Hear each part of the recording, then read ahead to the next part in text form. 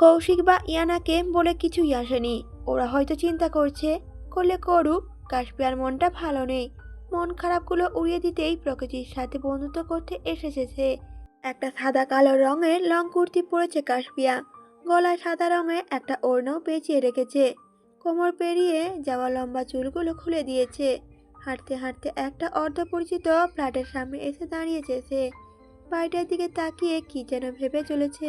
কাশপিয়া আগেরবার যখন ইয়ানার সাথে ঘুরতে বেরোলো, এখানে এসেই দেখা হয়েছিল মমির সাথে। তারপর আর কি মমিকে ভালো লাগলো কাশপিয়ার। অসহায়ের মতো একা একা ঘুরছিল মমি, তাই নিয়ে গেল নিজের সাথে করে। ফ্ল্যাটের সামনে দাঁড়িয়ে থেকে এসবই ভাবছিল কাশপিয়া। এবার ভাবলো কাশপিয়া এই জায়গাটা ছেড়ে চলে যাবে। অসাবধানতায় হোঁচট খেয়ে পড়ে যেতে নিল সে। কোনোভাবে আবারও সামনে নিল নিজেকে, কিন্তু ওর হাতে থাকা বিড়াল ছানাটা ঠিক তখন যেন কোথায় চলে গেল। ফলে কাশপিয়া চারিদিকে তাকিয়ে খুঁজল বিড়ালটিকে। না পেয়ে ভাবলো এবার ফ্ল্যাটের ভিতরে গিয়েই খুঁজবে সে। যেই ভাবনা সেই কাজ। ফ্ল্যাটের ভিতরে ঢুকে আশেপাশে মমিকে খুঁজল কাশপিয়া। পেয়েও গেল সে। পা বাড়ালো মমিকে নিয়ে আসবে বলে, কিন্তু ঠিক তখনই কেউ এসে কোলে তুলে নিল মমিকে। মমির থেকে চোখটা সরিয়ে কাশপিয়া ওই মানুষটার দিকে তাকালো, সাথে সাথে পিছিয়ে গেল কয়েক পা। চোখের সামনে এ কাকে দেখছে সে? ইয়াস দাঁড়িয়ে আছে কাশপিয়ার থেকে কিছুটা দূরেই। কাশপিয়ার যে বিশ্বাসই হচ্ছে না কিছুতেই। সে কি স্বপ্ন দেখছে, না হয়তো সত্যিই দেখছে? কাশপিয়ার ইচ্ছে করছে ইয়াসের কাছে যেতে, ইয়াসকে জিজ্ঞেস করতে কেন এত কষ্ট দিল ওকে, কেন এতদিন পালিয়ে বেরিয়েছে ওর থেকে। ইয়াস কি উত্তর দেবে কাশপিয়াকে সব প্রশ্নের? হয়তো না, এতদিনে হয়তো ভুলেই গেছে সে কাশপিয়াকে। কাশপিয়া ভাবছে কথাগুলো, এরই মধ্যেই মুখ তুলে তাকালো ইয়াস। ইয়াসকে ভালোভাবে লক্ষ্য করলো কাশপিয়া। আগের থেকে অনেকটা শুকিয়ে গেছে ইয়াস। কাশপিয়ার ভাবনার মাঝেই ইয়াস বলে উঠল, ওয়েলকাম টু আওয়ার নিড হোম, মিসেস ইয়াস রায়হান। ইয়াসের কথা শুনে চোখ রাঙিয়ে তাকালো কাশপিয়া। ধারালো কণ্ঠে বলল এবার, হু ইজ ইয়াস রায়হান? এই নামে কাউকে আমি চিনি না, আর না তো আমি কারোর মিসেস। কাশপিয়ার কথায় বাঁকা হাসলো ইয়াস। কাশপিয়ার চোখে চোখ রেখে বলল এবার, অথচ তোমার মনে অলিতে গলিতে আমার নামটাই প্রতিধ্বনিত হয় নিস্তব্ধে। আমার অস্তিত্ব মুছে ফেলার সাহস তোমার কোনো কালেই হবে না উপমা। তুমি যে আস্ত আমিটাকেই ধারণ করেছ নিজের আত্মার গভীরতম স্তরে, নিঃশ্বাসের প্রতিটি কম্পনে। ইয়াসের কণ্ঠস্বর প্রতিটি কথা কানে বাজছে কাশপিয়ার। সব রেখে ও একধানে তাকিয়ে আছে ইয়াসের মুখ পানে। ইয়াসের ঠোঁটের কোণে লেগে থাকা হাসি দেখে রাগ হলো কাশপিয়ার। মানুষটা তো ওকে ছাড়া ভালোই আছে, যে ওকে ছেড়ে এসেছে তার জন্য হা হতাশ করে মরেছে এতদিন ও। না, কাশপিয়া ভুল করেছে। ইয়াস নামক পাষাণ মানুষটাকে নিয়ে আর ভাববে না সে, আর ভালোবাসবে না নিজের সবটুকু দিয়ে। কাশপিয়া এবার এগিয়ে এলো ইয়াসের কাছে। ওর হাতে থাকা মমিকে নিতে চাইলে আসলো না মমি।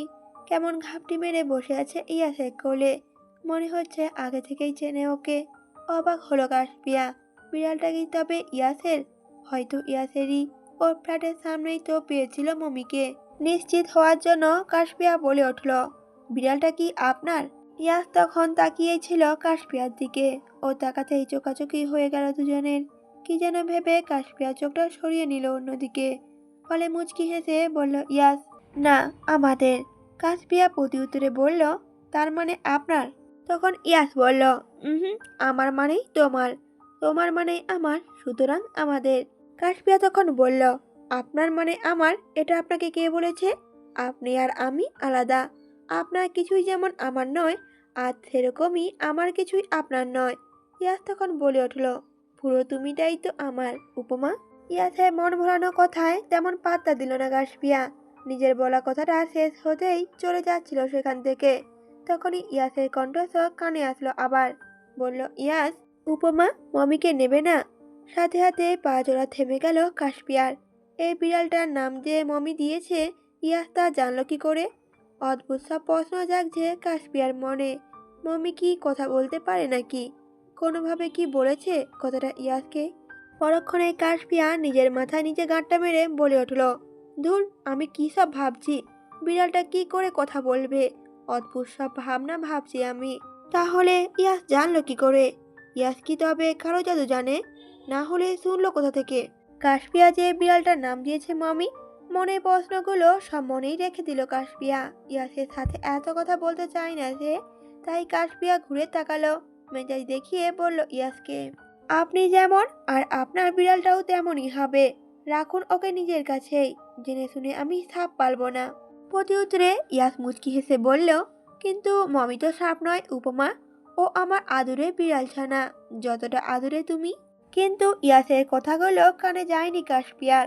সে তো একধানে তাকিয়ে আছে ইয়াসের করে থাকা মমির দিকে, আর মনে মনে ভাবছে, যেমন বেঈমান স্বার্থপর মালিক আর তেমনই তার বিড়াল, কত যত্ন করলো এই কয়টা দিন, সুন্দর একটা নামও দিল, আর এখানে এসে যেই না নিজের মালিককে পেল, চলে গেল তাকে ছেড়ে।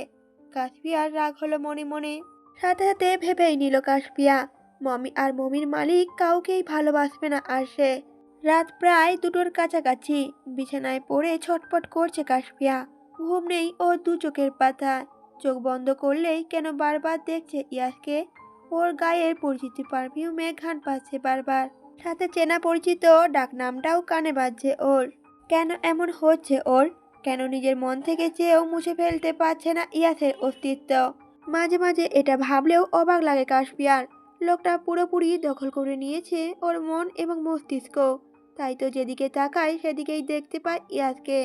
অনেক ভাবনা চিন্তা করলো কাশপিয়া, বড় একটা শ্বাস ছেড়ে চোখ দুটো বন্ধ করলো আবারও। যাই হয়ে যাক, এবার ঘুমাবে, আর ভাববে না ইয়াসকে নিয়ে। এই হলো কাশপিয়ার উদ্দেশ্য।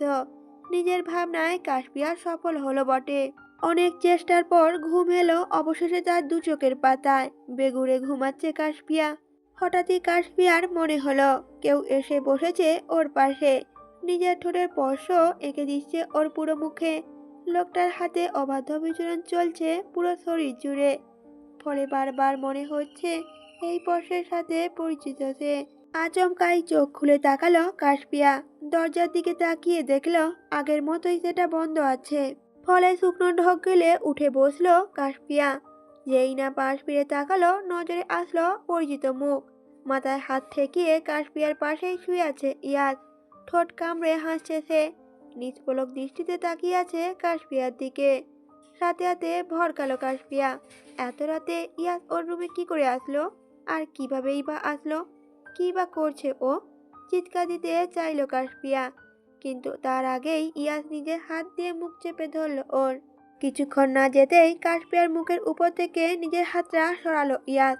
আবারও কিছু বলবে কাশপিয়া, তখনই ইয়াস আঁকড়ে ধরলো ওর ওষ্ঠজোড়া। শক্ত করে কাশপিয়া কোমর চেপে ধরে নিয়ে এলো নিজের কাছে। কাশপিয়ার হাত দুটো আপনা আপনি চলে গেল ইয়াসের বুকে। এবার কাশপিয়ার শ্বাস নিতেও কষ্ট হচ্ছে। আর কিছুক্ষণ এভাবে থাকলেই মরে যাবে সে, এই ভেবে সজোরে ধাক্কা দিল ইয়াসের বুকে। কিন্তু কিছুই লাভ হলো না, টলাতে পারলো না ইয়াসকে। বেশ কিছুক্ষণ পর ইয়াসও ছেড়ে দিল কাশপিয়াকে। সাথে সাথে ওর বুকে ধাক্কা দিল কাশপিয়া।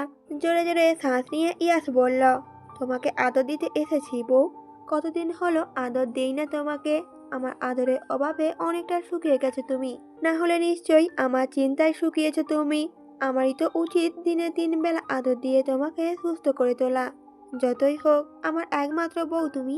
ইয়াসের কথায় ভ্রু কুঁচকালো কাশপিয়া। রেগে বলল ইয়াসকে, কি পেয়েছেন কি আপনি? কি ভেবেছেন আপনার বিরহে মরে যাব আমি? দেখুন আমি দিব্যি বেঁচে আছি, হাঁটাচলাও করছি। আপনার চলে যাওয়ায় আমার কোনো ক্ষতিই করেনি, আর হবেও না। এমন সব মন ভোলানো কথা বাদ দিয়ে চলে যান এখান থেকে। কথাগুলো বলেই কাশপিয়া দীর্ঘশ্বাস ছাড়ল, মুখ সরিয়ে নিল অন্যদিকে। বিছানা থেকে উঠে চলে যাওয়ার উদ্দেশ্যে পা বাড়াল। পা বাড়াতেই টান পড়ল সাথে সাথে ওর হাতে।